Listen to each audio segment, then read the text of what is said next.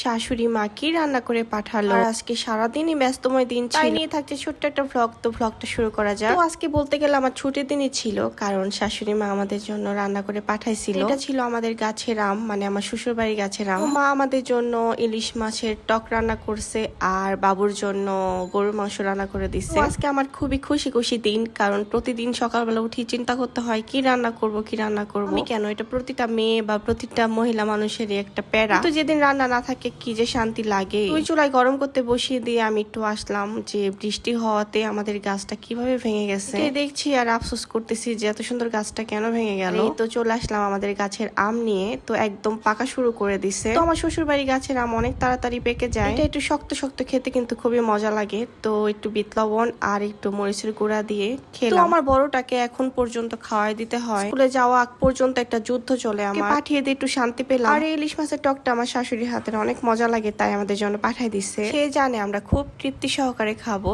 আর খেলাম। এখন যাবো একটু বাইরে। স্বপ্নে বাই বাই। মামনি শোনো, কোথায় যাবে? স্বপ্নে যাবে? কেন? সানবি কি, শোনো, কি কিনবে? পাপা খুলে সানবি কি কিনবে? জুস খাবো। জুস খাওয়ার জন্য পাপা টাকাগুলো ফুরাইতে যাইতেছ? পাপা টাকা ফুরাইতে যাইতেছ? পাপা টাকা কোথায়? নাই, পাপার টাকা নাই।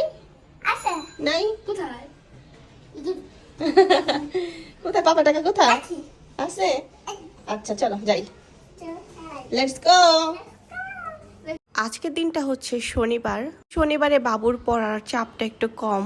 ভাবলাম চলো একটু স্বপ্নে যাই, টুকটাক কেনার আছে কিনে চলে আসবো। মানে মজার ব্যাপার হচ্ছে আমাদের বাসা থেকে স্বপ্নটা মিনিমাম 10 মিনিট হেঁটে গেলে, হেলায় দুলায় হেঁটে গেলে 10 মিনিট লাগবে। আর এমনি যদি দ্রুত হেঁটে যায় তাহলে 5 মিনিটের মতো লাগবে। তো টিং টিং করতে করতে আমরা চলে আসলাম। আর আজকের ওয়েদারটা এত সুন্দর, মানে এত বাতাস বাইরে, মানে ভাল লাগছিল অনেক হাঁটতে।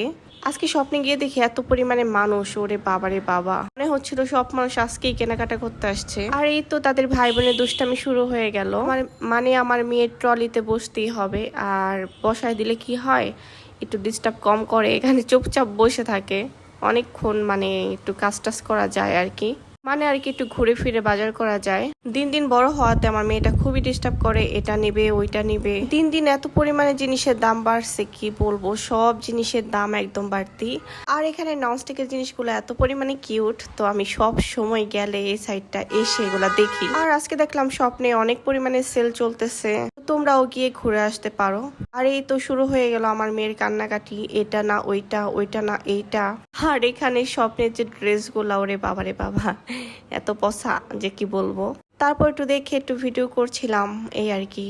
তো সব কাজ শেষ সোনার বাংলাদেশ, এখন আমরা চলে যাব বিল পে করে। তো এরকমই যায় সারাটা দিন আমার, মানে ব্যস্তময় দিন যায়।